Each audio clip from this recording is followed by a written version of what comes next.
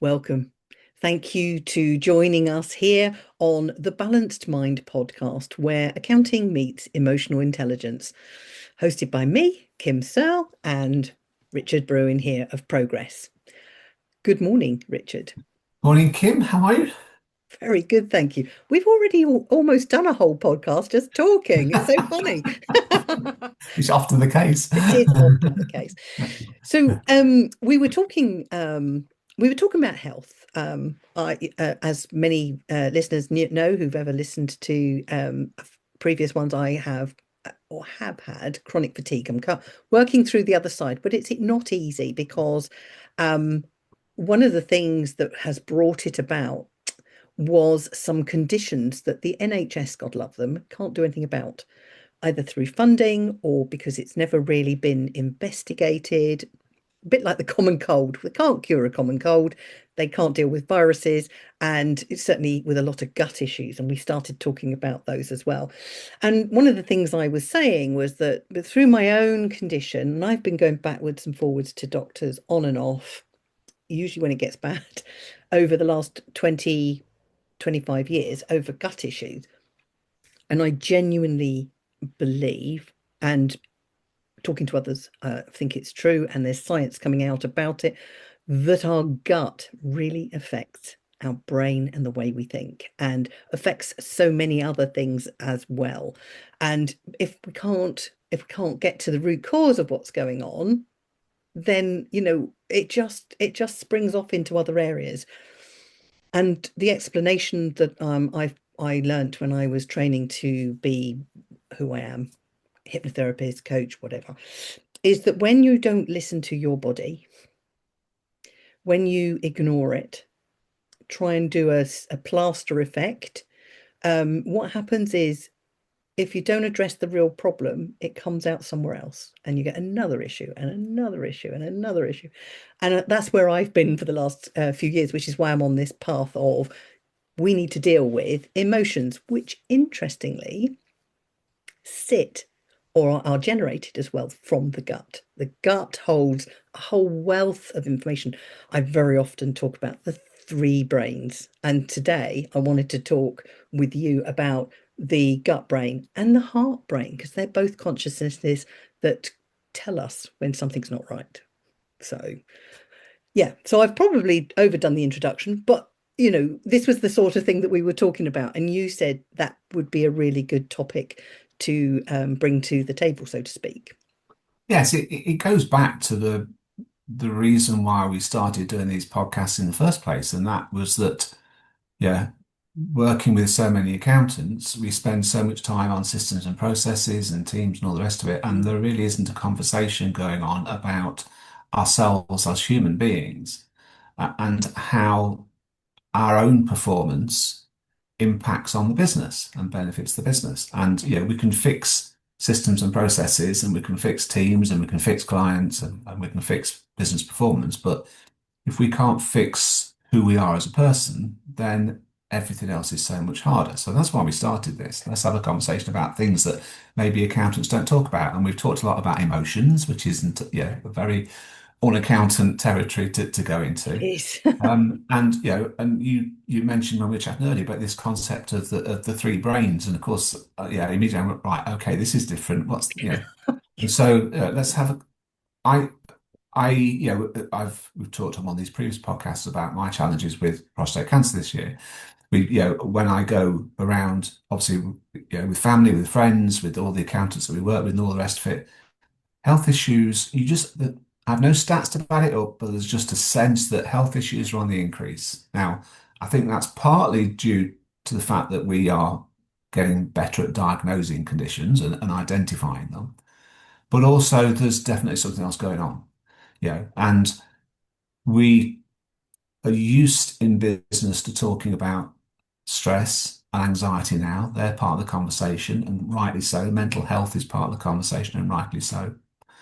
But actually, a lot of the things that, they in themselves can be symptoms of things.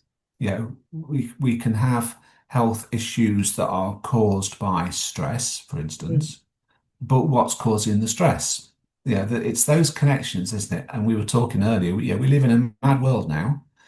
And a lot of it is out of our control. A lot of it is inside our control. And we've talked on previous podcasts about focusing on what you can control, which is a step. But when you started talking there about a link between um, essentially your gut and how you think, that piqued my interest.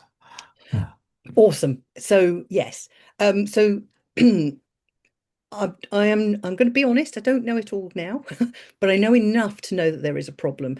When you are feeling unwell, one of the first things to go is your logical thinking.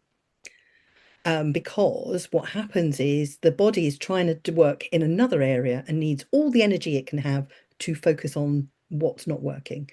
And we can power through it with paracetamol or ibuprofen, or, for those people who are, taking any depression tablets. And it's not always for depression, I might just say, but they're diagnosed for a variety of reasons, anxiety being one of them. Whatever we do, we reach for something to sort it out. And of course, it might do it for a while, but it will happen that the gut will be like, I'm not happy with this because it's not been able to process the way it wants. And the brain obviously is our conscious part, which is doing all the doing. It decides what we're going to do, or a decision is taken and the brain makes sure it happens. But there is evidence out there. There is scientific evidence now that the gut brain connection really does impact the way we perform, we show up. And as I say, I don't know it all, but basically what happens is that, there's a communication channel between the gut, the heart, and the cognitive brain, and it's the vagus nerve. And that information is traveling a bit like a motorway up and down, passing through. But if some of the data coming through is coming, some of the packets are lost, you're not going to get it all. So the conscious mind has to start to fill in the gaps, which it does all the time, by the way. But it becomes worse if you've got a gut problem. If you've got a heart problem, suddenly there's something else going on that causes a problem as well. And the brain is now fighting on two different levels. So for people with high blood pressure, stress related, but could be stress from the gut because the gut's not well. Hello. The blood pressure has to work harder to get the oxygen around the body. So we are interfering with the natural processes of the body, the natural order of things.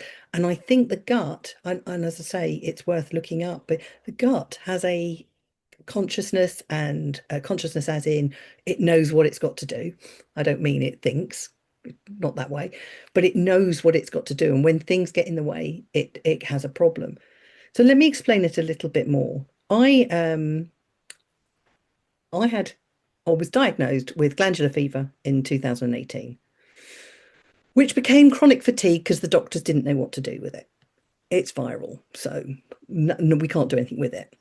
So it was basically go home and rest. Well, 6 months and I didn't get any better. The thing is, it didn't start with glandular fever. Glandular fever came because of something else. And this is what I like to do, is like to get a problem and look back what happened just before. What was going on before that? What caused it?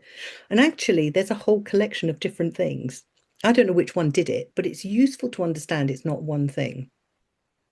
And what I came up with just before we started this, which piqued your interest, was this idea that the brain, and I'm talking not just the prefrontal cortex where you do all your thinking, I'm talking about the whole brain that's not, we don't even know what it does, the vagus nerve, the nervous system, it's all part of the brain, has two primary objectives that we know of.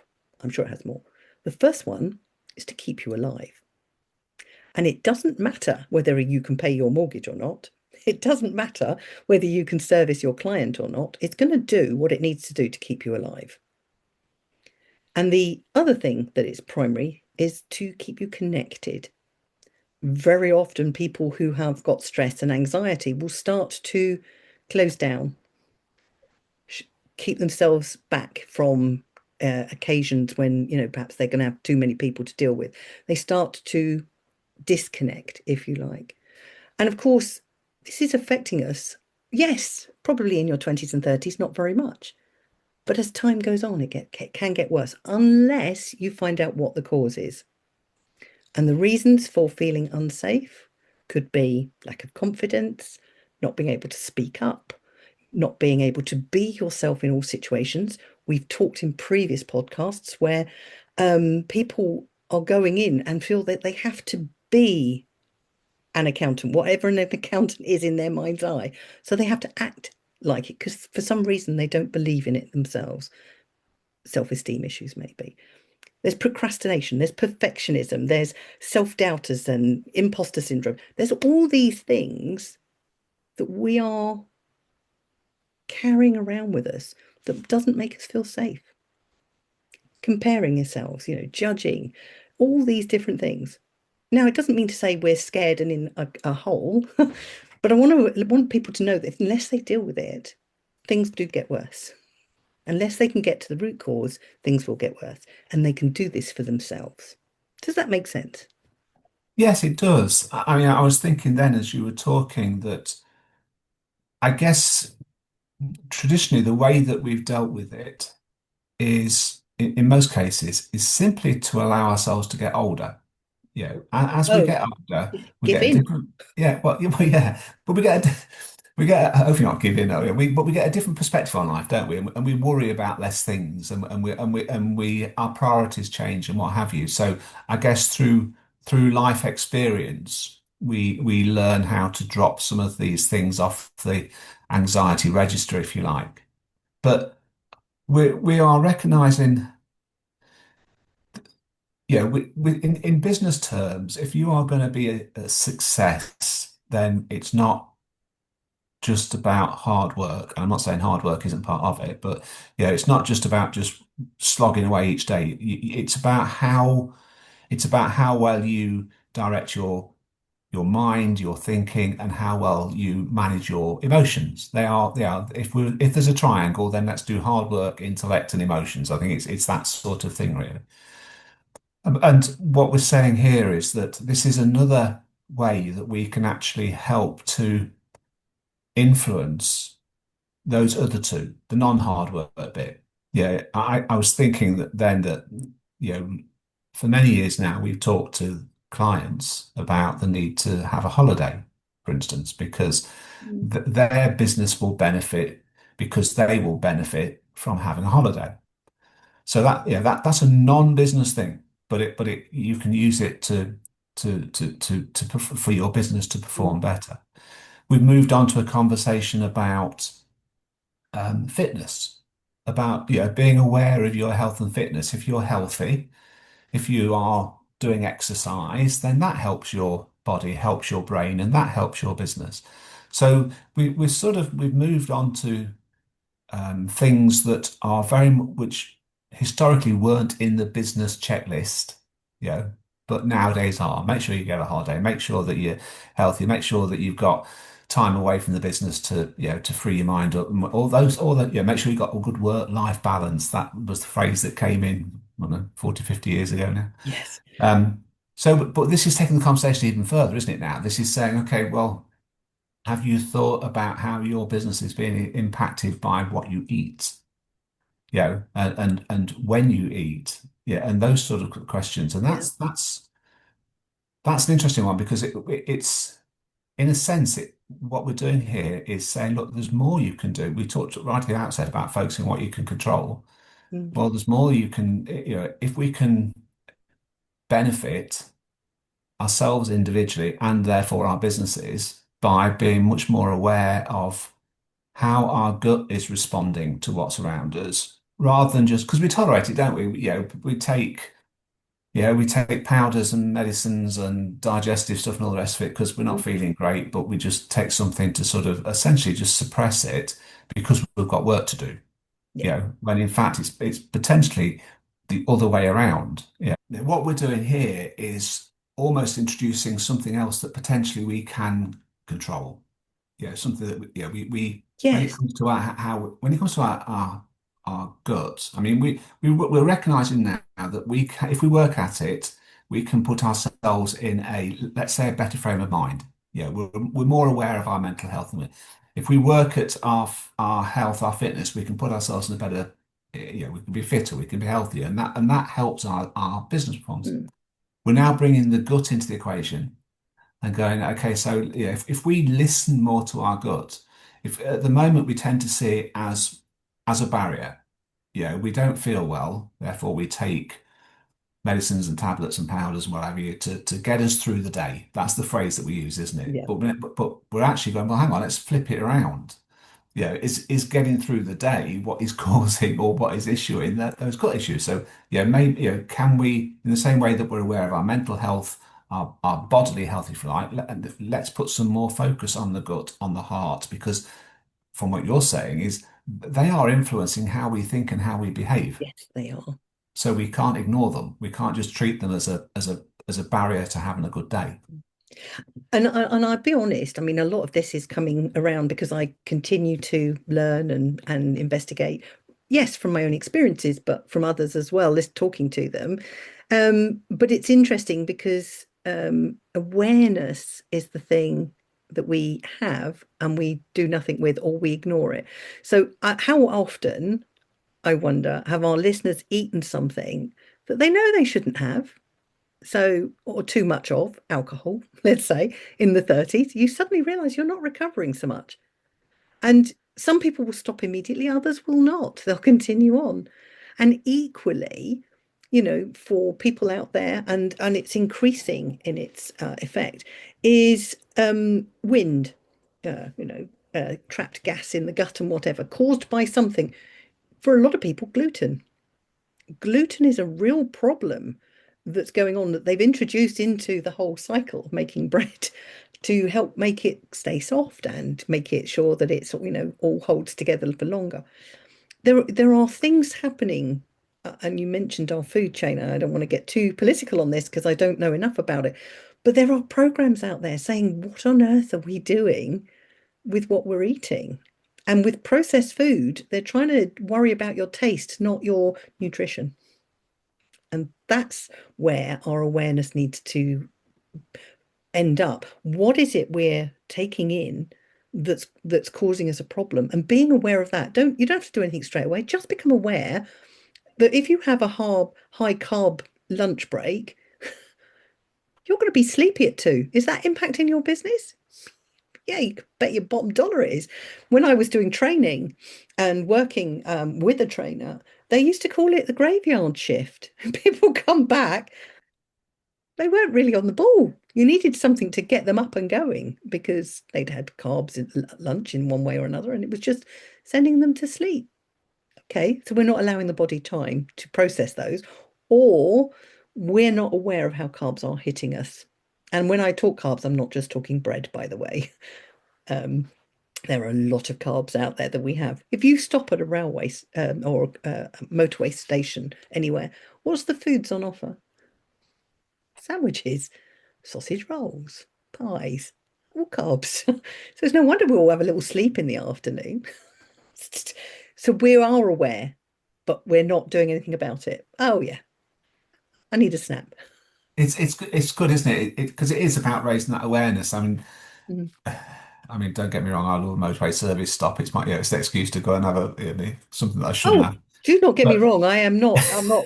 I'm not preaching, or maybe it sounds like I am, but oh, what I'm preaching about is the awareness because boy, I'm human. Do love a bar of chocolate, do love certain sandwiches, although I'm not, it really does have a problem for me now, so got to be careful. but you do. It is that awareness. I mean, you mentioned it there about the typical lull early afternoon. Yeah, We all know it exists, but do we do anything to address it? yeah, I, as you were talking there, I was thinking, okay, so in a lot of businesses and offices, they will bring in food for occasions, birthdays, celebrations, yes. pizza Friday, whatever it may be. But if you think typically that food is pizza, cake, chocolates, sweets. It's don't get me wrong, they are top of my favorite list, all of Oh, those. absolutely. But are we doing the right thing? Because that is that if we're going, look, okay, let's stop at 4 o'clock and let's all have cake and then everyone can go home. That's fine. But if you're thinking let's all have cake at lunchtime, but we've got a really busy afternoon, maybe we've not thought that through fully. It's just about Yeah. in the same way that we need to think more about what's going on in our heads, how we manage our emotions. We do need to be thinking about the what impact are we having on our performance by what we eat and what we drink And the effects it and has on when us. we have Yeah. it. When we do it, absolutely. So I think, it's just one example, shall we say, of the gut telling us, or the body telling us, no, I need time to process this. So it removes all your energy from all the other areas to do what it needs to do. So you have no choice in the matter. You can I, power through I, it. I There'll be a have a bit of problem. a, yeah, I have a bit of a theory that yeah, I think as human beings, we've changed. We've certainly changed what we eat, that's it, but I think we've changed when we eat as well. Yeah, yeah. If you look at traditionally, we would the first thing you would do when you got up in the morning would be to have a good breakfast. Um, it- Lunch wouldn't necessarily be a particularly big meal, but I'm a Midlander, so I'll call it tea. Tea would be at 5 o'clock, 6 o'clock when Dad got home from work. Hmm, People now don't follow either we snack much more during the day, which is one thing, because yes, there's more snack around as well, but also we tend to eat later. A lot of people will either skip breakfast or it's a different sort of breakfast. It's a nutritional breakfast or whatever it may be. But I think we've changed because our work pattern has changed. I think, and it's and the demands on our time have changed. They're great, then it's changing when we're sort of putting nutrients and energy into our body, and maybe our bodies are slow to react to that change. Maybe that's something that we're still going very through. much so. Very slow. The body hasn't caught up and isn't running at the 21st century. It's still running, probably, BC. Is it still BC? I don't know. Oh, no, before whatever, A long 2000, time ago. long time ago. Yeah. So the body doesn't, it's really slow to evolve. So yes, you're absolutely right. So it's interesting, isn't it, that we know this, and you're right. I think when we eat, what we eat, and how we feel when we eat. Because if you're in a hurry, you scoff it down, don't you? You don't enjoy it, don't savor it, and you might end up with indigestion. Or you might be eating when you're stressed and worried about something. The body can't deal with two things at once. So it sort of sits in the gut and feels, you could end up feeling sick and all the rest of it. And then obviously you eat sometimes on the run from, like I said, service stations. You don't always know what's going on. I came back from Accountex this year, and I knew I was going to need a day to recover because I generally do, but I was stronger then. And ended up with food poisoning. For goodness sake, I ended up buying a prawn sandwich at Reading Station, sick as a dog for a good 3 or 4 days after that. It's just like, oh, you can't win, can you? So it's understanding, we are in control of all that. You quite rightly said it. And I think for accountants, what would be um what is a first good step? And it's not just accountants, we'll have people who are professionals listening, and others who just like what we have to say. What's a good starting point for you? Because if it's affecting our thinking and our performance, it's something to start looking at, I think. Yeah, it is. I think there's two things that I would do. One is introduce it into the conversation, to get the team to be more open on these subjects, to talk about what we eat and what we don't eat and when we eat, particularly in a work context. Mm. Some people will eat very healthily, others won't. I'm not saying that it's automatically that black and white. It's that's easy, that's right, and that's wrong. Because, like I say, I mentally sometimes I can feel great after pie and chips. Mm. That's what I needed. I needed that pick up. Yes, So it's not as simple as counting the calories or counting the fat level and what one's good and one's bad. It's about what food makes us work more effectively, think better, feel better about ourselves, feel more confident, doesn't it? And yes. so that's part of it.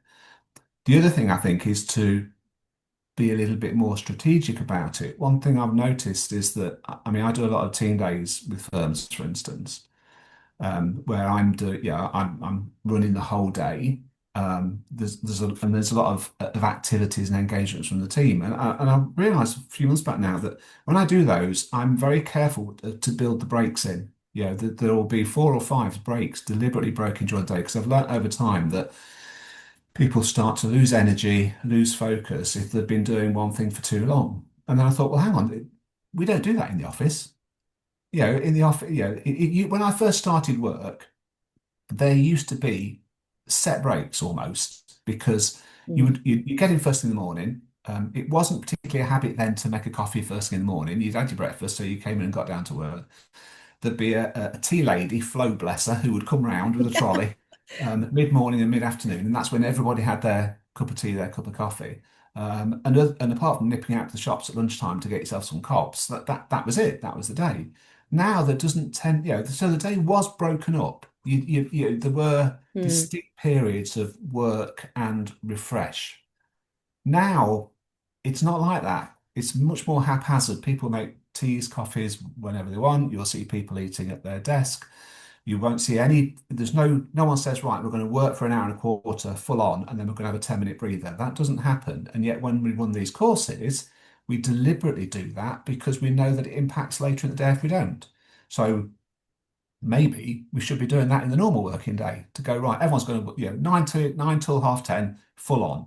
Half 10, let's go for a toilet breaks, let's have a coffee, let's everyone step away for 10 minutes and then let's get back into it again. It's I don't know. It's something that we go to work and we just expect people to plow through the day.